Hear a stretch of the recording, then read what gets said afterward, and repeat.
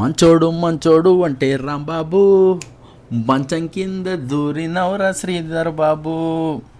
ఏమనుకోకండి, ఈ పాట ఎంత యాప్ట్ అయిందంటే ఇప్పుడు నేను మాట్లాడబోయే టాపిక్ మన అరవకోడూరు ఎమ్మెల్యే శ్రీధర్ బాబు గురించి అండ్ ఇంకొక లేడీ గురించి. ఇది ఆల్మోస్ట్ ఒక 2 days నుండి నిన్నటి నుండి మొత్తం ఆల్మోస్ట్ ప్రతి ఛానల్లో ఆంధ్రాలో సెన్సేషనల్ న్యూస్ ఇది. అండ్ దాని గురించి క్రిస్టల్ క్లియర్గా ఎవరిది తప్పు అనే దాని గురించి క్లియర్గా నేను అటు సైడ్ది పెడతా, ఇటు సైడ్ది పెడతా వాదన అనేది. అండ్ మీరు నా కమెంట్స్ ద్వారా తెలియజేయండి అండ్ మీరు ఎవరిది తప్పు అనుకుంటున్నారు.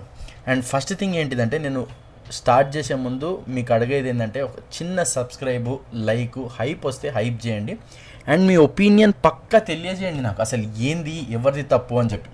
అండ్ ఫస్ట్ నేను ఏదైనా స్టార్ట్ చేసే ముందు ఏం చెప్దాం అనుకుంటున్నానంటే, ఒకటి, నువ్వు రాబరీ చేసినా, దొంగతనం చేసినా, ప్రాస్టిట్యూషన్ చేసినా ఏదో ఒక రోజు బయట పడాల్సిందే.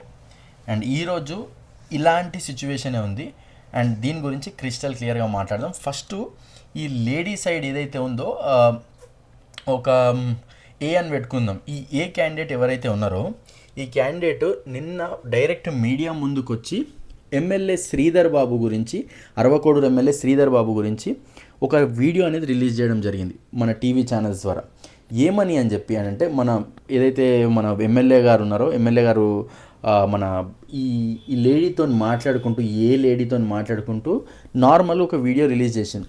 ఒక వీడియో రిలీజ్ చేసి ఇట్లా నా కేసు అనేది తీసుకుంటలేదు అని తీసుకుంటే, వాళ్ళు మీడియా ఛానల్స్ అందరూ కూర్చోబెట్టి ఆమెని ఏమైంది స్టోరీ అని అడిగినారనమాట. అప్పుడు ఆమె చెప్పింది, ఏమని చెప్పిందంటే, 2024 ఎప్పుడైతే గెలిచిండో ఈ అరవకోడూరు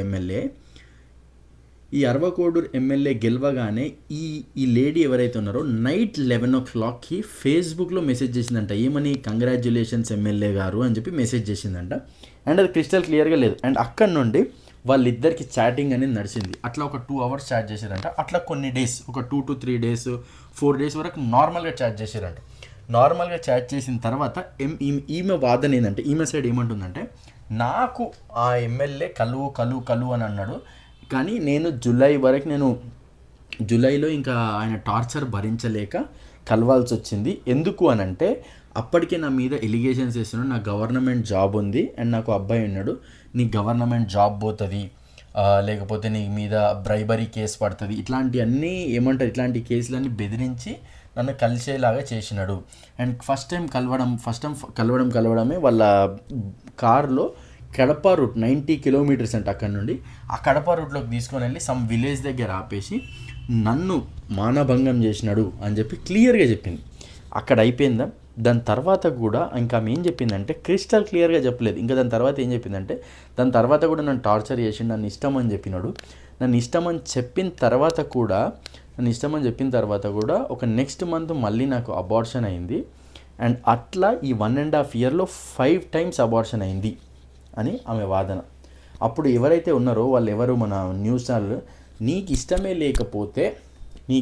లేకపోతే నువ్వు ఎందుకు 5 సార్లు అబార్షన్ చేయించుకున్నావు అనే దాని గురించి ఆమెను క్వశ్చన్స్ వేశారు. అండ్ అప్పుడు ఆమె ఒక టైం వరకు లేదు, కానీ దాని తర్వాత కూడా ఏమంటారు, మేమిద్దరం మంచిగానే ఉండే, ఒక టైం వరకు వెళ్ళింది అనేది ఆమె చెప్తుంది. ఇంకోటి ఏంది, కొన్ని పొంతలనేని సమాధానాలు ఇస్తుంది అనమాట. పొంతలనేని సమాధానాలు ఇచ్చేసరికి ఇంకా వాళ్ళకి వీళ్ళకి కొంచెం ఆర్గ్యుమెంట్ లాగైంది. ఇక్కడ బై ద వే ఇటు సైడ్ చూసుకుంటే మన అరవకోడూరు MLA Sridhar Babu first video release చేయగానే అది డీప్ ఏఐ వీడియో అని అన్నది. డీప్ ఏఐ వీడియో అని నువ్వు అంటే 550 వీడియోలు ఉన్నాయంట ఆమె దగ్గర అని అంటే మీరు అర్థం చేసుకోండి, అవి డీప్ ఏఐ వీడియోలు కాదు, క్రిస్టల్ క్లియర్గా. ఇంకోటి, ఇప్పుడే నేను వీడియో తీసే ముందే ఒక 1 hour ago ఇంకో కొత్త వీడియో వెళ్ళింది. ఏంటంటే, అందులో ఈ ఎమ్మెల్యే గారు కోసుకొని ఆమెను ఏడ్చి నువ్వంటే ఇష్టం అని చెప్పడం, ఇలాంటి వీడియో ఒకటి రిలీజ్ చేసింది. అట్లా ఆమె వీడియోస్ రిలీజ్ చేస్తూనే ఉంది. ఇప్పటికే 5-6 రిలీజ్ చేసింది, ఇంకెన్ని రిలీజ్ చేస్తుందో తెలియదు. ఇంకా ఆమె ఇప్పుడు ఇంకోటి ఏమంటుందంటే, ఆమె నా కంప్లైంట్ ఎస్పీ ఎవరు తీసుకోలేరు, ప్రతి ఒక్కరు వచ్చి నన్ను బెదిరిస్తున్నారు, అది ఇది అని చెప్తుంది. అండ్ చెప్పినాక కానీ తీసుకోలేరంటే, అప్పుడే నీకు ఇష్టం లేకపోతే నువ్వు ఇట్నే మీడియాకి రిపోర్ట్ చేయొచ్చు కదమ్మా అంటే, నేను భయపడతాడేమో అని ఎమ్మెల్యేకి చూశాను, కానీ ఎమ్మెల్యే ఇంకా మితిమీరిపోయేసరికి నేను ఇట్లా చేయాల్సి వచ్చింది అని. ఇంకా ఎమ్మెల్యే ఏమంటున్నాడంటే ఇప్పుడు ఫస్ట్ డిపిఐ వీడియోలు అని అన్నాడు, కానీ దాని తర్వాత ఇప్పుడు జనసేన ఎంబడిని పవన్ కళ్యాణ్ యాక్షన్ తీసుకొని నెక్స్ట్ 1 వీక్ వరకు ఆయన సస్పెన్షన్ వేటు వేసిరనమాట. అండ్ నెక్స్ట్ తర్వాత కార్యాచరణ ఎట్లుంటుంది అనేది మనకు తెలియదు, కానీ ఇప్పుడైతే మనోడు ఈ ఎమ్మెల్యే గారు ఎవరైతే ఉన్నారో ఈయన ఎక్కడ అసలు ఏ మీడియాకి లేదు, అసలు ఎక్కడ రెస్పాన్స్ లేదు.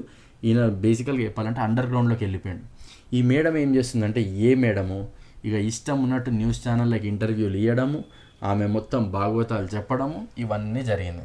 ఇప్పుడు తప్పెక్కడ ఉందిరా అని చెప్పి నన్ను అడిగితే నేను అనుకుంటాను ఏమంటారు, ఒక సైడ్కి వెళ్ళి తప్పులేదు, ఇటు సైడ్ ఈమెది తప్పు ఉంది, ఇటు సైడ్ ఆయనది తప్పు ఉంది. ఎందుకంటే ఈమె ఆల్రెడీ మ్యారీడ్, ఒక సన్ ఉన్నాడు, అండ్ ఆయనకి మ్యారీడ్ సన్ ఉన్నాడు. ఒక ఎమ్మెల్యేగా ప్రజల సమస్యలు తీర్చాల్సింది పోయి ఇంకో సైడ్ దారి పడితే ఇట్లాంటి సిచ్యువేషనే వస్తుంది. నేను అన్నా కదా, అది అనుకోకుండా అటు ఇటు పోయి ఈ పవన్ కళ్యాణ్ గారి సినిమా టాపిక్లానే ఏమంటారు అదే సినిమాల పాటనే యాప్ట్ అయింది.